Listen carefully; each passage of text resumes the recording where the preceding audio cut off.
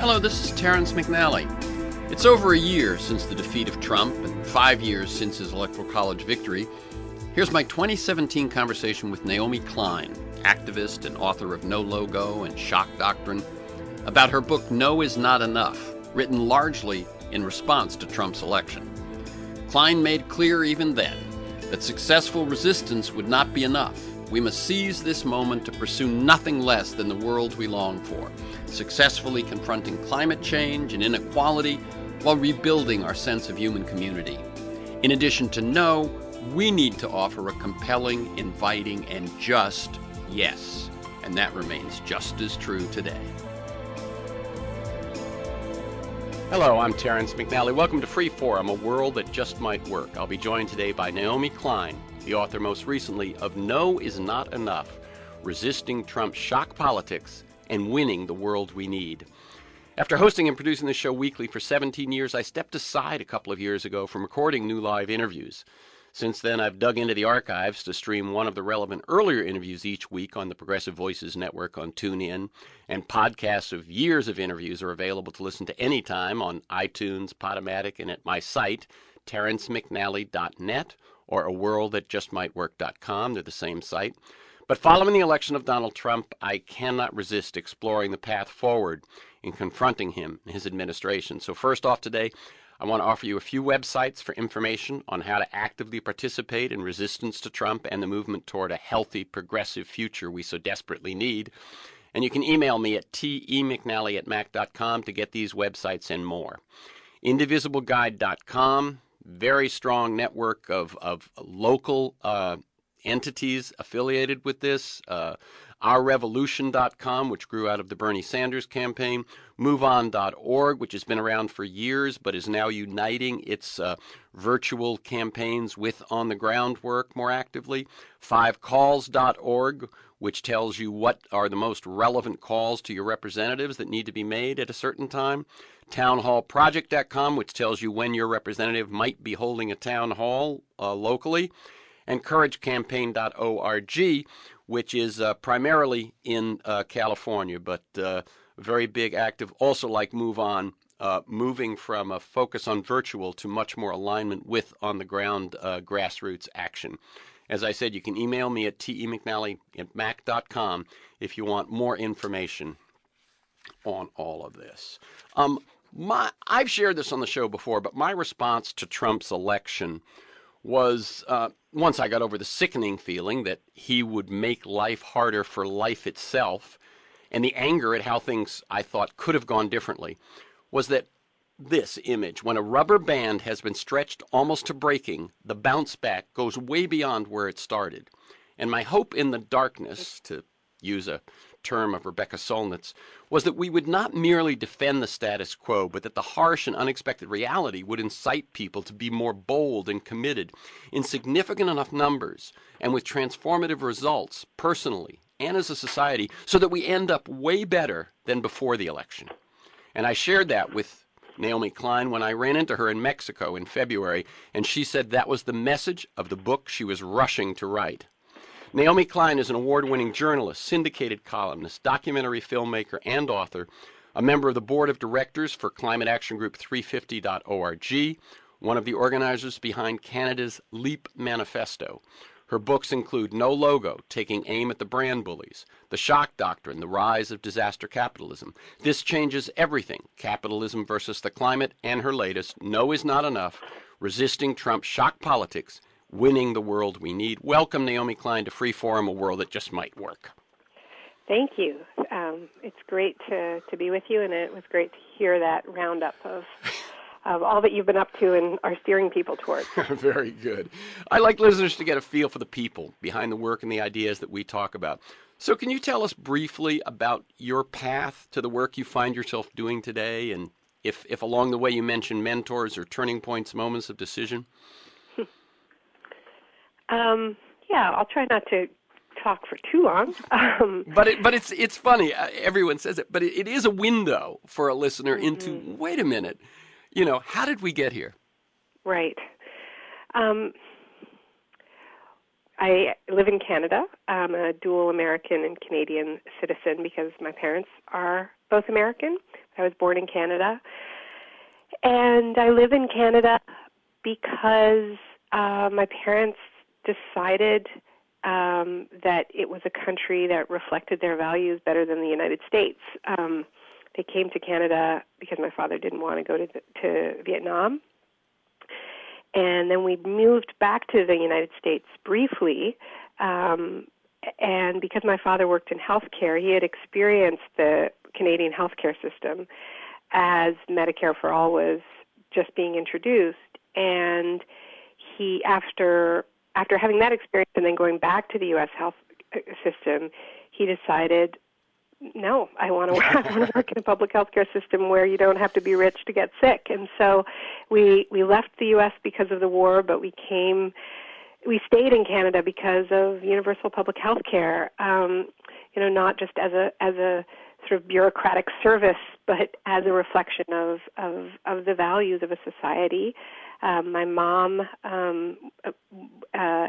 is a documentary filmmaker, and she kind of had a similar experience where she was able to get funding to make radical feminist films, anti-war films in Canada, working for a public agency called the National Film Board of Canada, whereas when they went back to the United States, she was literally working somewhere called Portable Channel because she was working out of a trailer. Oh.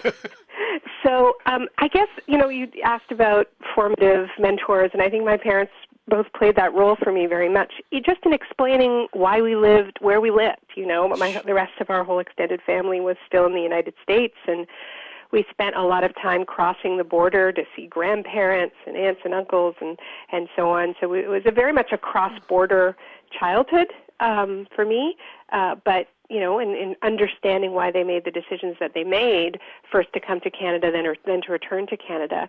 These were really political discussions, because it was about war, it was about militarism, it was about pacifism, it was about feminism, it was about the right to certain things, like decent health care. So I owe a great debt to them, I think, just in giving me a life story that I guess baked in some of the values that I've been trying to fight for, trying to defend in the writing I've been doing my whole adult life, starting with No Logo, which was a book about how corporations were taking over more and more public and communal space in order to embody this new idea that they were selling a lifestyle, selling an idea rather than a product, starting in the 1990s. And so in terms of the work I'm doing now in trying to emphasize that Trump is not the crisis, but the symptom of a crisis, and that as destabilizing as his electoral victory obviously is, and dangerous as his presidency clearly is, it's not a bolt from the blue. It is the logical culmination of a great many dangerous trends in the culture, the rise of corporate power, the rise of these mega lifestyle brands, often built around an individual figure. Obviously, the refusal to confront the racism and misogyny on which the United States was built, and the connection between the economy we have now and those powerful forces that never went away.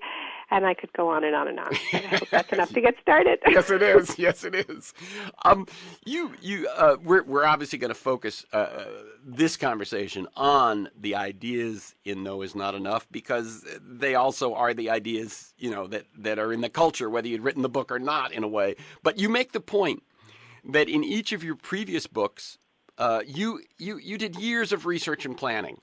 Mm-hmm. This one was published on June 13th. 7 months after Election Day. How did the experience of writing change for you? You make the point that Trump's election syncs well with much of your previous work, that he is the embodiment of No Logo plus, you could do an equation, No Logo plus Shock's Doctrine plus This Changes Everything equals Trump. Were there some pluses to writing so fast? I think so.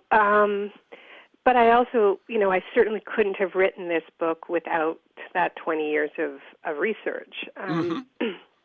And, that's the foundation on which I was able to work at a speed that each of my previous major works I haven't been able to work at, because I write a new book every 7 years, and I joke that it's kind of like getting a PhD each time. Sure. Because I don't write the same book over and over again. Not just I mean, I think sometimes when you have a success in the publishing world, your publisher wants you to just basically, change a little few things here and do it again.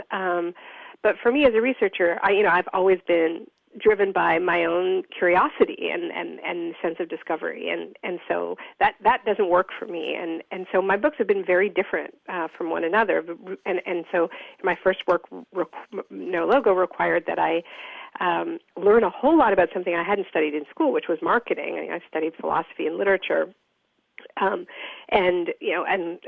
here I was, trying to understand the world of corporate branding and reporting from sweatshops around the world. And so it took me a long time to do the research and get confident enough to write that book. And then with the shock doctrine, it was a steep learning curve around neoliberal economics and the history of regions that I previously didn't know that much about. And that's why it took me 5 years of really immersive work. And this changes everything. Required a similar kind of immersion in climate science and reporting from the communities most affected by that existential crisis. So, but this book is different. This book is building on that, and certainly I had blind spots that I needed to fill, and I was very lucky to be able to work with some really talented researchers who were helping me, to fill in those blind spots. But I was able to work at a velocity I haven't been able to work at before, and with a tremendous sense of urgency as well, because I wanted the book to come out in time to be useful in the Trump era, and Yeah. we don't know how long that era is going to last.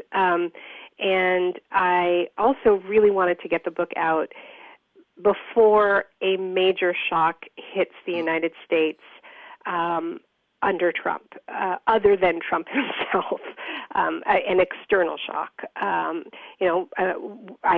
dearly hope that won't happen, but we live in very rocky times, and I think it's pretty unlikely for any U.S. president to last their term without having to cope with a major climate disaster. This president is making disasters more likely by deregulating the financial markets or trying to, and obviously he's antagonizing the world in lots of ways that make terrorist attacks more likely. And so when I wrote the shock doctrine, the shock doctrine is about how figures like Trump and many of the people he surrounded himself with have systematically exploited moments of profound national trauma around the world to push through a very radical economic agenda to do away with democratic and constitutional rights and just ram through a very unpopular privatization, deregulation, really a looting agenda while people are focused on whatever the emergency is. I think we saw it in the United States after September 11th.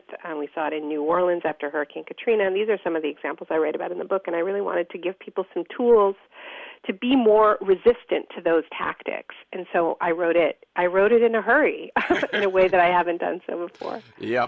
And a really fascinating point I found was you make the point that progressives were winning both, and this is interesting, both before the non-popular vote victory of Bush and Cheney.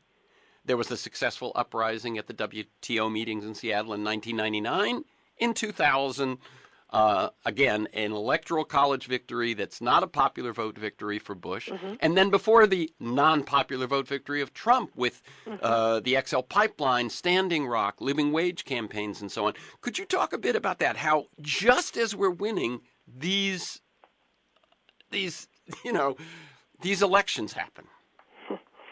Right, and I think you're right to emphasize the electoral college as a victory as opposed to the popular vote victory, because I think that is one among many tools that are that are deployed to suppress democracy. And what I describe as the shock doctrine is really a democracy avoidance strategy. It's using the dislocation, the trauma of an emergency, and the fact that people are rightfully focused on keeping their families safe, on the demands of an extreme situation.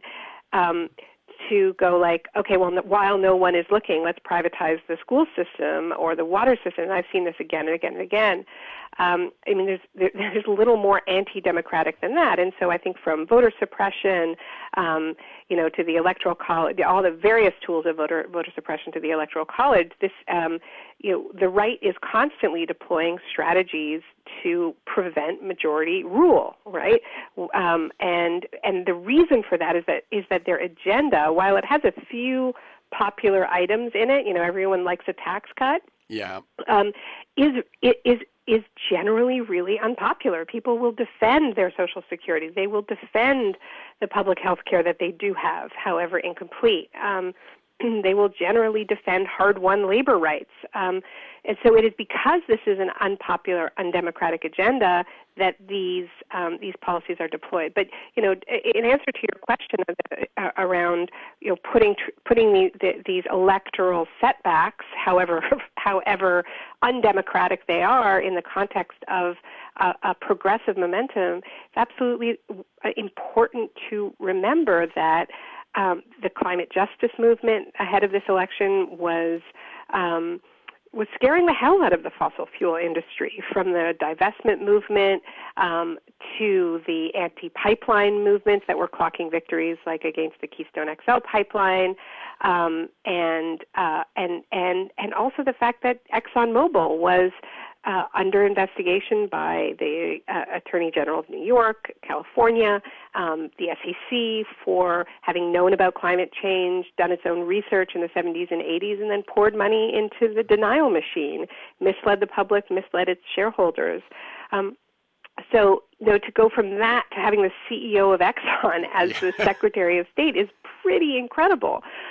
Or the Sanders campaign itself, and the fact that Wall Street was pretty panicked to see this figure, who they had been sort of dismissing as a crank, suddenly able to attract 13 million votes in the primary and come within an arm's reach of leading the governing party, then the governing party of the United States, which would have made him an incumbent candidate, right? And so that was terrifying for Wall Street. And now where are we? Trump has basically outsourced the government to Goldman Sachs after running a campaign promising, to take them on and saying he was different from Hillary Clinton and Ted Cruz because he wasn't in the pocket of Goldman Sachs. So it's pretty incredible. The fight for 15, winning at the state level, forcing the Democratic Party to adopt its demand in the platform, even if it was dragged kicking and screaming. And then you have Trump. Remember his first pick for labor secretary, although it was stopped, and that was one of the early victories, was Andrew Pudzer, the CEO of the company that owns Carl's Jr. and Hardee's, which is one of the worst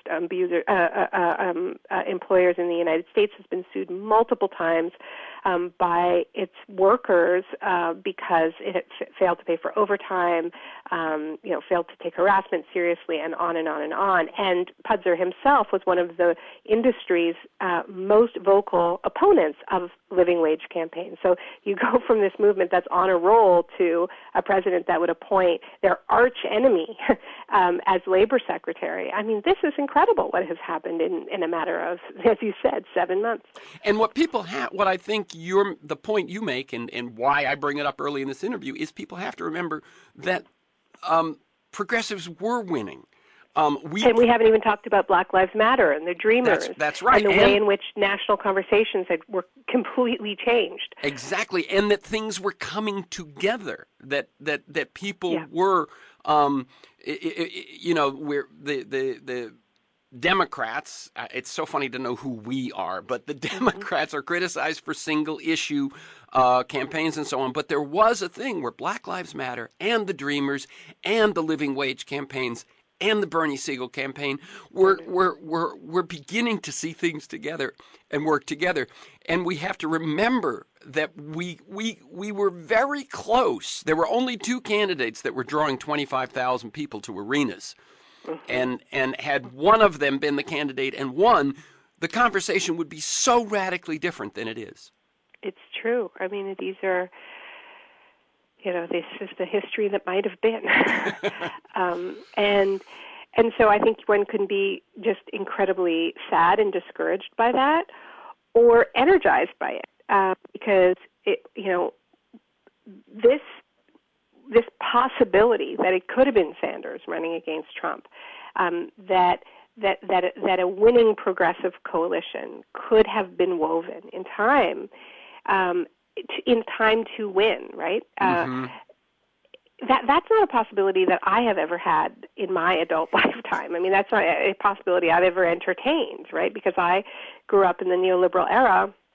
I'm in my 40s, and I grew up with Thatcher's "There is no alternative," right. and having it pounded into my brain that the values that leftists believe in are completely out of step with popular opinion and really don't bear mentioning in public or in polite company. And here's Bernie Sanders attracting those massive crowds, talking about free college education, universal public health care, challenging militarism, and the crowds are cheering. Yeah. So something is shifting, and what this means is that if we came that close, yes.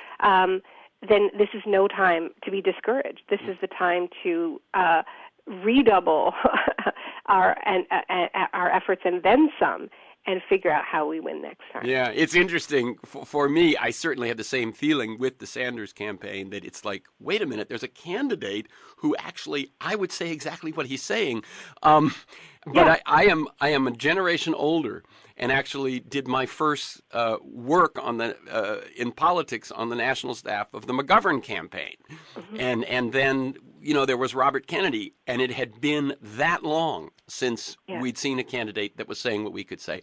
I want to shift the conversation. But I just want to say before moving on is just that, one of the things that I do in the book is as much as I love Bernie Sanders and supported him,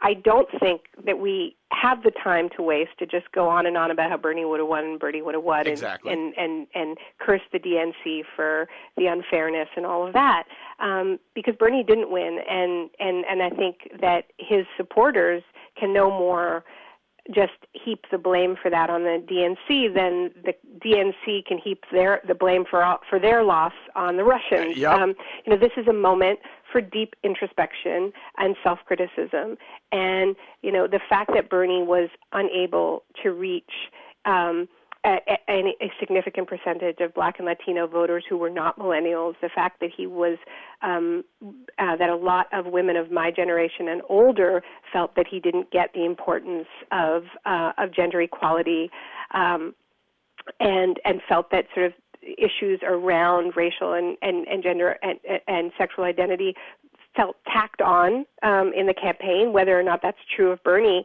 that those were legitimate reactions, and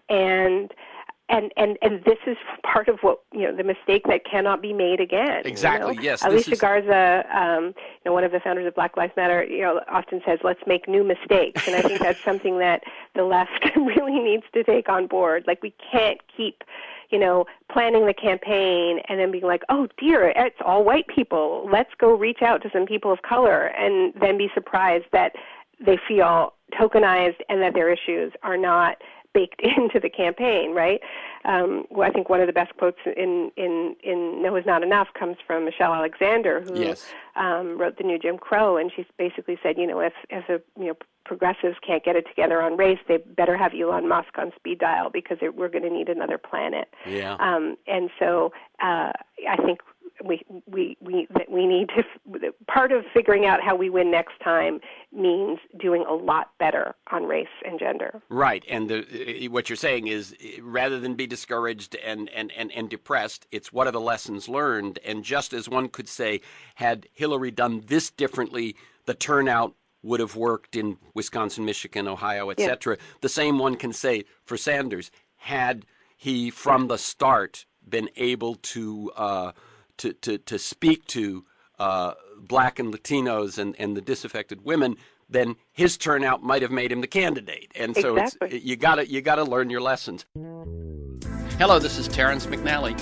You're listening to my 2017 conversation with NAOMI KLEIN, activist and author of No Logo and Shock Doctrine, about her 2017 book, No Is Not Enough. I want to take a big shift here, Naomi, and because it was, for me, the most meaningful section of the book, and you'll understand what I mean. And for you, I think it was a very important thing right at the process of the beginning of the book. Talk about your visit to the Great Barrier Reef, including the part about your son, Toma. Yeah.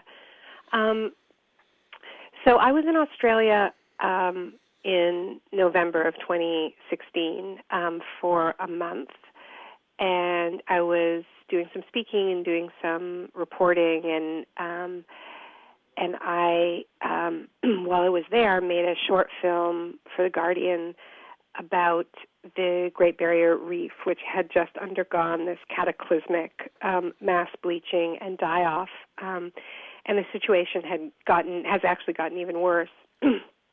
And so as I was discussing this film and how to make this film with The Guardian, I realized that that for me, visiting the reef was completely tied up in being a mother, being a parent of a then 4-year-old child named Toma, and that there was something feeling dishonest about making a film about the reef that was not about that. And I often struggle with this as a climate communicator, as somebody who writes about climate change and gives a lot of speeches about it, that there's a way in which when we talk about climate change, it can seem very distant and very almost bloodless.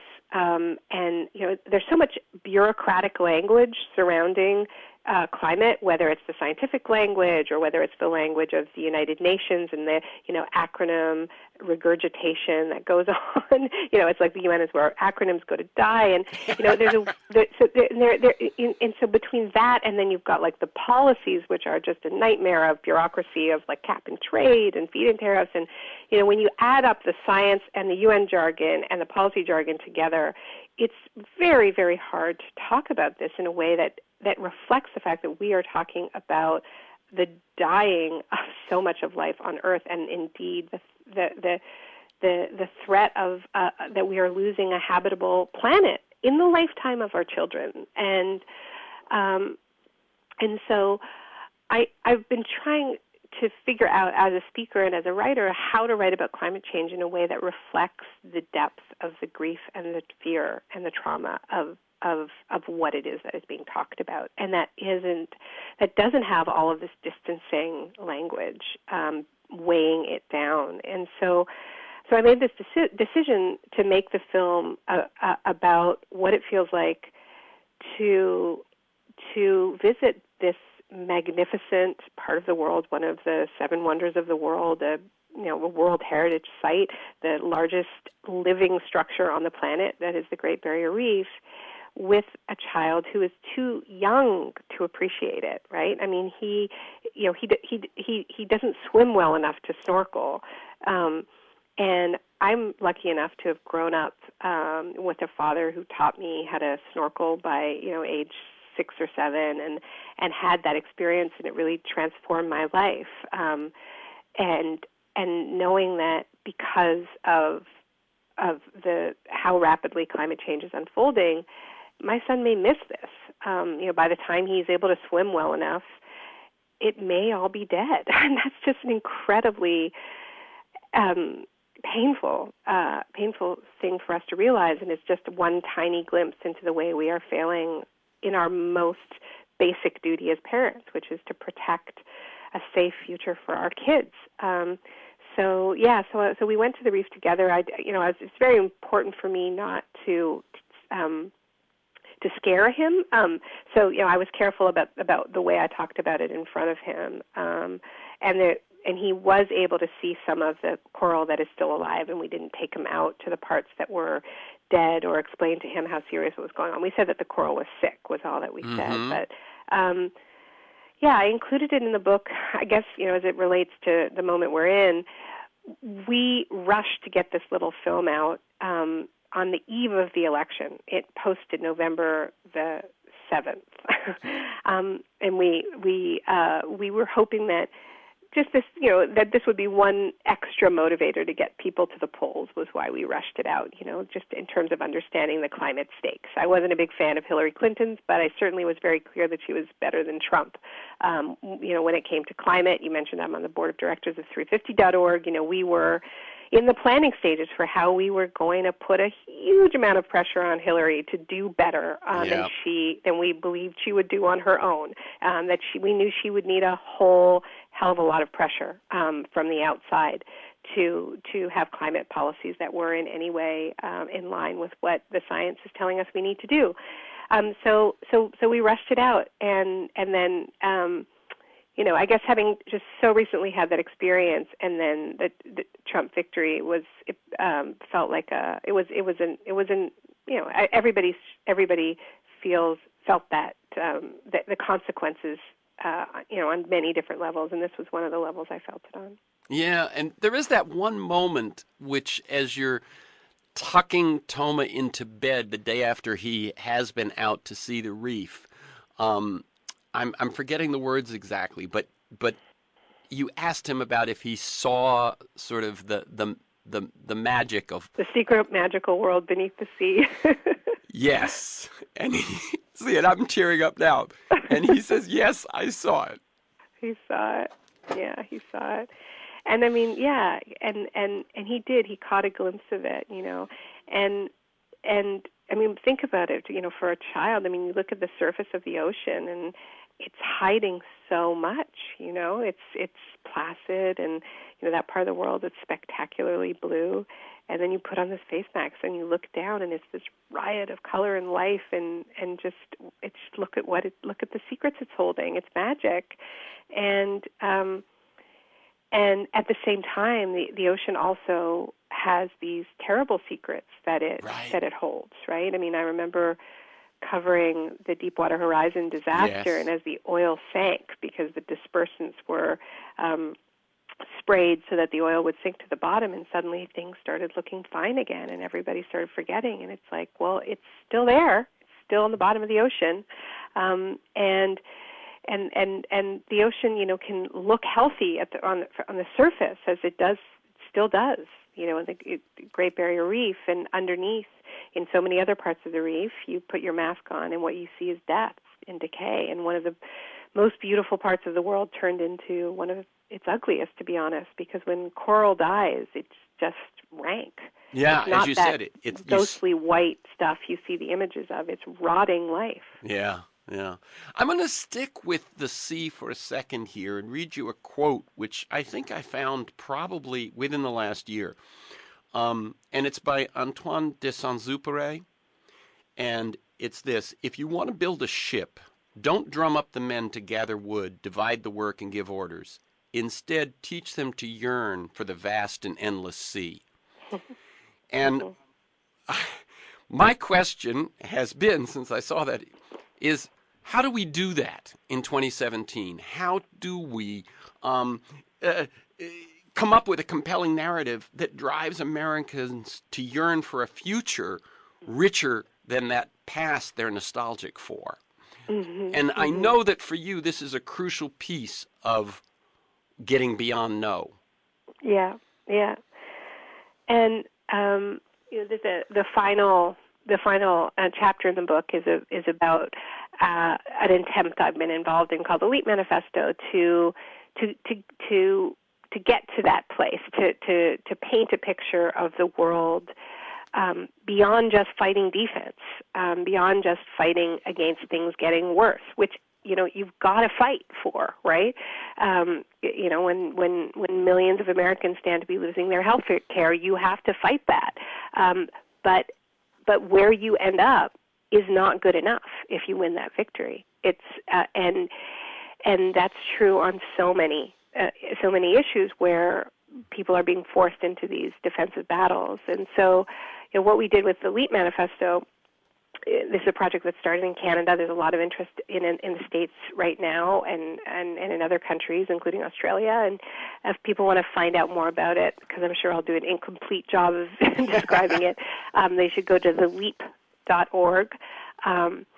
And a couple of years ago, we were part of convening a group of movement leaders from many different sectors: food justice, climate justice, indigenous rights, labor, faith, feminism, very broad group, green tech.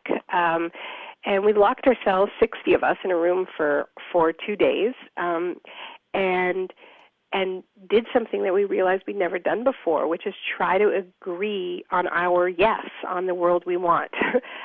We'd come together, various parts of this kind of coalition had come together in coalitions of no.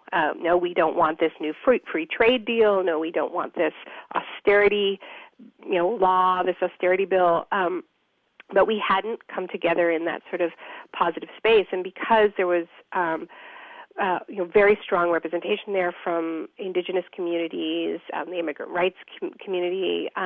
There was a pretty strong no nostalgia rule, like, no, this is not going to be about white progressives just yearning for the 1970s when the welfare state was expanding, because these are communities that had never been included in that supposedly progressive past, and so we came up with what we called a people's platform, and you can read it at theleap.org. It's not long; it's 1,400 words, and it begins with painting a picture of the kind of country we could live in, but never have before, and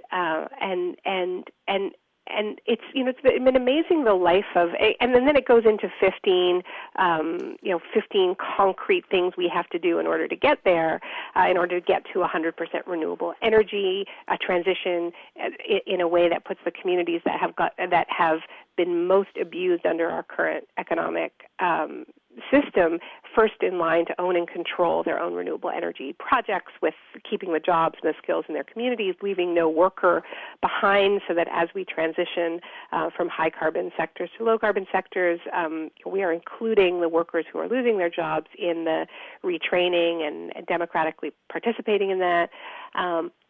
We also redefine what a low carbon job is, what a green job is, so that it isn't only the solar, guys putting up solar panels and wind turbines, but it's also women taking care of the elderly and our kids, and this work that is overwhelmingly done by women, overwhelmingly done by immigrant women, that is so undervalued in our economy, that is low carbon and is never recognized as being a green job, but actually improves people's quality of life tremendously. We make the argument that artists are low carbon workers, that public sector media is low carbon sector work, and then we lay out a plan for how we're going to pay for it, because in a time of unprecedented private wealth, austerity is as we say in the document, a fossilized form of thinking that is at war with life on Earth, and the money is there. We just have to go after it, whether it is increasing royalties on fossil fuel extraction, whether it is a financial transaction tax, a wealth tax. We worked with a team of progressive economists to cost it out. One of the things that's a question, and if this is too in the weeds to really answer here, then just say so, but I think I've certainly been involved, and am involved now, in a group that's trying to say, okay, if we had clearer goals, if we had a clearer vision, that may be what's needed. How did you arrive at a set of 15 demands or goals in 2 days? How does that even happen? Well, we went into the meeting with a draft, so we weren't starting from a blank sheet of paper. Mm-hmm. It was a very well moderated. We put a lot of work into how it was facilitated, and the working groups and so on. And then out of that meeting, a draft was generated, and then it took a couple more months of consultation virtually after having that face-to-face meeting, and people being able to see how their words and how their work over those 2 days was reflected in the draft. And then so it took a couple months of fine-tuning the draft to get to a point where people were able to add their organizations or their individual names to it. And then eventually we had 220 organizations that signed on. Mm-hmm. Everyone from, the largest trade union in the country to big green NGOs like Greenpeace and Oxfam to very smaller and more grassroots groups like No One Is Illegal, Coast Salish Territory, Black Lives Matter Toronto, which is not a small organization but is certainly more radical, and so it did take time, but that face to face was important in terms of really grounding it and taking it to a completely unexpected place. I mean, it's interesting to me as a writer that the draft we brought in and the draft that came out of it basically have nothing in common. I love that. So the preparation is essential. The people had to arrive knowing that they kind of had a ballpark idea of where they were and where they were going. But the face-to-face interaction absolutely changes that, and people are good with that because they're owning it as it happens. Absolutely, and I would say that the Indigenous leadership at the meeting was really, really formative in the language of the final document. We call it the LEAP, caring for each other and the planet, and The way the meeting happened, I mean, I said we put a lot of work into facilitation. We had certain expectations, but the Indigenous leadership in the room also made sure that we began every day with ceremony, and that some of the elders in the room led us in that, and I think that changed the outcome. I'm not a religious person, but I'm really quite sure that having prayer in the space changed the outcome. Mm-hmm. I can't say exactly how, but I know it did. By the way, I did not make it to Standing Rock, but all of the folks that I've spoke to in person who did say that was also a key thing of the experience of that stand as well. Absolutely. Yeah, that it was held, if you will, in the womb of the Indigenous traditions and the sacredness of what they were about. I think it changed how people treated each other. I wouldn't idealize it in either case, but it did change the spirit in which people approached conflict. Okay, in a lot of cases. So the LEAP Manifesto dates to 2015, and yet I confess I hadn't heard of it until quite recently as I began to look into your new book, and you made a joint appearance in the last few weeks with an LA City Council person, Paul Koretz, and kind of announced a goal for Los Angeles or Southern California. Could you talk just briefly about that? Yeah, so it did start in Canada, so that's why you hadn't heard about it. Right. You hear too much about it. Right. So the things you hear are very distorted. I believe that our Prime Minister is on the cover of Rolling Stone this week, and basically, essentially, and Justin Bieber. And we get a lot of comedians. Yes. And improv actors. Yes. So the interest in the United States about the LEAP Manifesto has really picked up since the election, and there's more interest in it at the local and state level than at the national level. I think what we were able to do in Canada would be very, very hard to do in the United States. That we were able to launch this national initiative out of a 2-day meeting. I mean, I think that it's the population in the U.S. is so much larger. There's so many more organizations. I mean, just coming, like, who's invited, who's not invited. I mean, my God, it would be just it would be so incredibly complex. And then you actually had impact within the electoral campaign. Oh, yeah, we did. I mean, we launched it in the middle of a federal election campaign as basically the platform that none of the parties were running on but should have. And that our political press didn't know what to make of it, but they were sort of fascinated by it. And why are you doing this in the middle of an election? People were asking us for lawn signs. And, it was an election campaign where a lot of people were voting for what they didn't want. We were trying to get rid of Stephen Harper, who was our prime minister for 9 years, a very right-wing prime minister, and even though Justin Trudeau is looked at in the United States as this huge progressive hero, in Canada he really wasn't seen that way. And there was a great deal of concern that none of the opposition parties, whether it was Justin Trudeau's party or the New Democratic Party, the NDP, they weren't running on campaigns that went deep enough on many issues, whether it was Indigenous rights or climate. So that's why we launched it in the election. And, it changed the debate, forced politicians to respond to it. It attracted a huge amount of controversy. And, the Green Party endorsed it after the election. The NDP, which had lost the election because a consensus or a critical mass within the party believed that it was because they had been too centrist and hadn't followed Bernie Sanders' lead on running a really bold progressive campaign, then led a revolt within the party to endorse the LEAP manifesto and spirit, and they got rid of their leader that had run this centrist campaign. So it has had a big impact on the debate.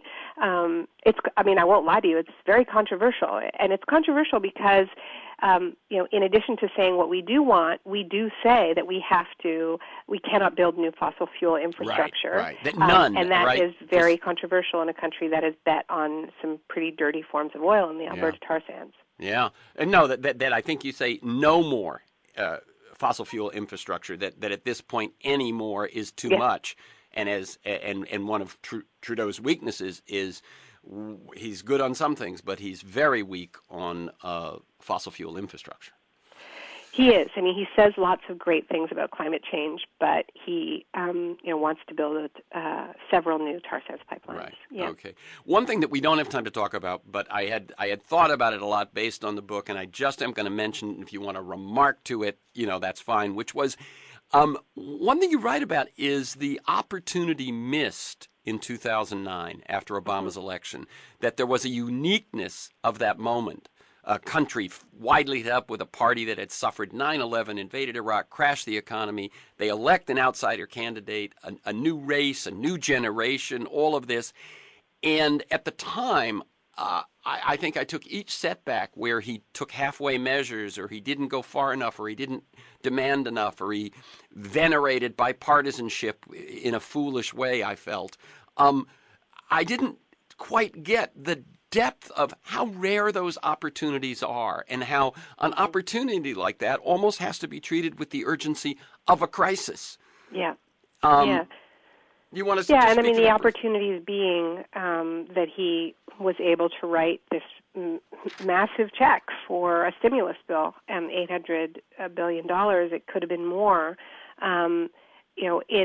After decades of relentless cutting back, this idea that you could actually invest in the public sphere, that he was able to do that at a time when he was also, if he had chosen to, able to impose very significant conditions on the money that was being handed out to the banks in the form of a bailout. And the auto companies, as you point out. And then the auto companies, right? So he had these three major economic engines in his hands: the banks, the auto companies, and the stimulus bill. And so, I think it is worth imagining. Yes. What would have happened if we had really been able to break the neoliberal spell, which tells us that we should leave things to the market, and that, despite the fact that the banks had driven themselves into the ground and that the auto companies had done the same, that really the goal of the government was just to get out of the way as quickly as possible again and step back and let them do their thing, which is what they did.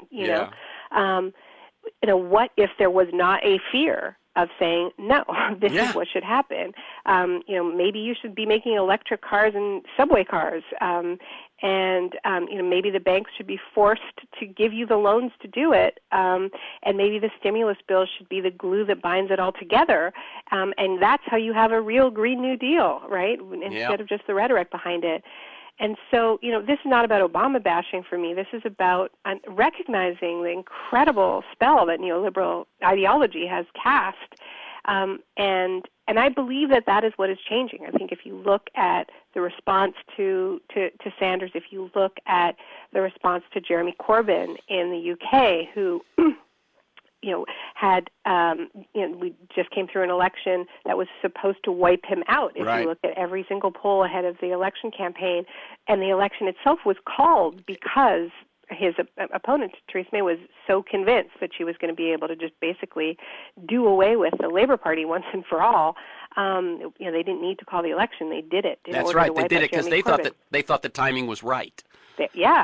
And instead, what happened is Corbyn released a manifesto that was so bold that it just captured the imagination of 40% of the country who ended up voting for him. So he didn't win the election, but he gained more seats than the Labour Party had gained in a single election since the Second World War.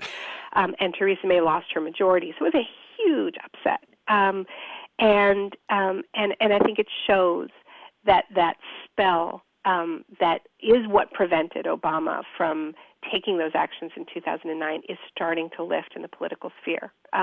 That we are starting to see figures emerge who are not afraid of governing, who are not afraid of doing the things that are necessary in the face of these overlapping crises of climate change, economic inequality, racial injustice. And I'm not saying that Corbyn has everything figured out or that Sanders did, but that willingness to get in there. And, Corbyn, the centerpiece of his campaign is renationalizing the rails in the energy sector. Yeah. And when Thatcher said there is no alternative, he says, yes, there is. Yes, there is. And the one thing I would say is the third plank, sort of, you're talking about, there's sustainability, climate change, there's economic and other sorts of justice. And then the third, really, I think the third plank, and then we've got to bring this to a close, is community. That somehow we have to restore the meaningfulness of people's community and connection so that they aren't distracted by consumerism and fear.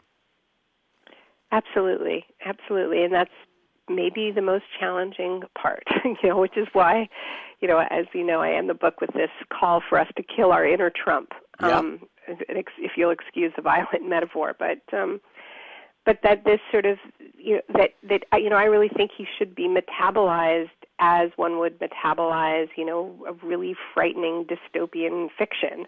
When you read a book like Brave New World or Handmaid's Tale, what it's trying to do is hold up a mirror and say, this is where all roads lead to. And you look at this, figure who can't remember what he said yesterday, can't read anything longer than a tweet, and is just so vicious, and I think this is a moment to say, okay, well, what part of that culture is in me, and how can I change that?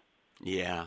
Okay, we've got to bring it to a close. The websites to learn more are naomiklein.org, noisnotenough.org, that's the name of the book, and theleap.org to learn more about The Leap. And I did speak with Anthony Rogers Wright about what's happening in the U.S., and I certainly invite people to go to the Leap website and learn about this and get involved. The book is No Is Not Enough, Resisting Trump's Shock Politics and Winning the World We Need. That's the yes. Thank you, Naomi Klein. Keep up the good work. Thank you so much. For this conversation and many other interviews, articles, transcripts of interviews, and to join me in pursuit of a world that just might work, go to TerrenceMcNally.net, TerrenceE, McNally, McNally.net, or aworldthatjustmightwork.com. They're the same website. If you want to receive my weekly email announcements of upcoming guests and issues, sign up at my site or email me at temcnally TEMCNALLY, at mac.com. You can also subscribe and listen to the Freeform podcast on iTunes. You can find years of podcasts at my site, terencemcnally.net, or at iTunes. Listen anytime, anywhere. Archives include Michael Lewis, Jeremy Scahill, Robert Reich, Van Jones, Connie Rice, Greg Boyle, etc., etc. Finally, thanks to Mark Maxwell in production at KPFK, George Vasilopoulos at Progressive Voices, and most of all to you, my listeners. Please share this podcast widely.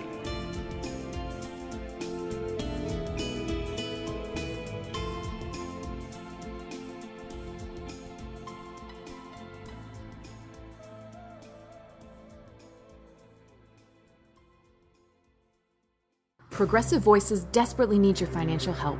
Please go to progressivevoices.com and press the donate button right now. Thank you. Advertising has been characterized as rattling a stick in a bucket, a noisy cry for public attention. One example of this crass hucksterism is the rush by top executives of multi-billion-dollar corporations to splatter their corporate names on sports venues.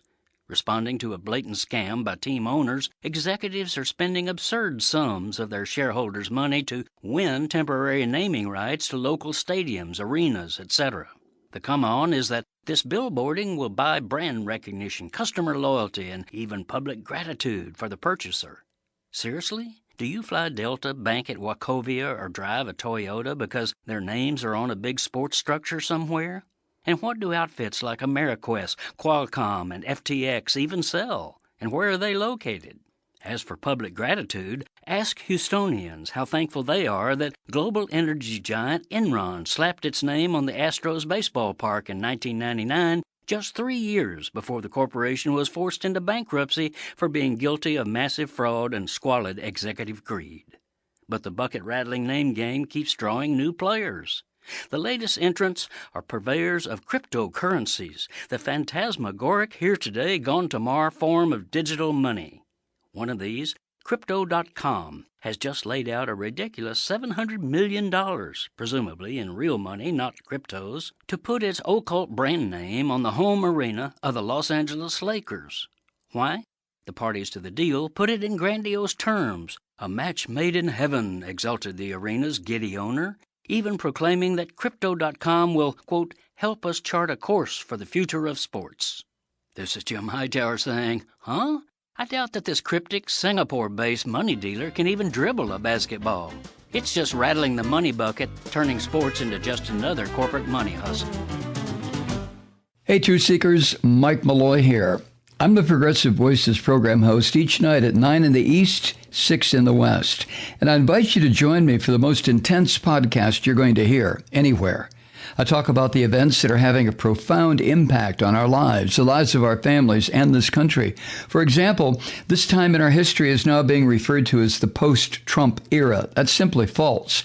Trump's fascist followers will continue to assault the rule of law and inject violence into our daily lives until they're stopped.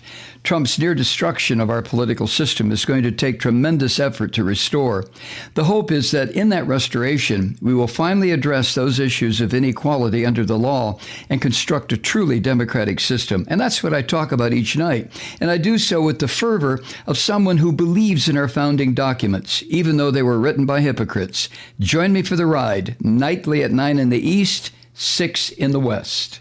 Hey, it's Stephanie Miller. Here's what we're talking about. Republicans are trying to protect your kids from wearing a mask or reading a book that might be accurate about history and give Jaden a sad about white people. And Democrats want your kids not to get shot to death at school, right? Or die of COVID, which hundreds of kids have. And then there's Dr. Oz. I'm sorry, I threw Jaden has been thrown out. Poor Jaden. I believe that was what Frangela used for the sad white kid, and I thieved right from Frangela. It's fair. That's the douchey white kid. I see.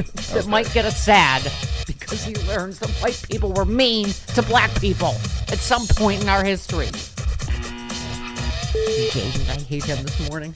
I hate everyone. Jaden Smith, like except Will for you Smith. Your rack looks fantastic in that shirt. Nice. I usually wear black on camera, but I decided to go out of my comfort zone. Well, you look magical and fantastic. I complimented your ass when you wore spandex for Halloween. I'm wearing short shorts. Complimenting his I got short shorts on today. Oh, People in for a stand good up. time. Give when the people something. Oh, people in for a good time when I am plugging the software. Give the people something. Stay Also, tuned for my commercial breaks. here's the other good news. There are lots of bag of rats news. I'm sure the mainstream media will tell us why this means Democrats are in disarray. But holy, are the rats fighting? Yeah. Wow. Fight, fight, fight.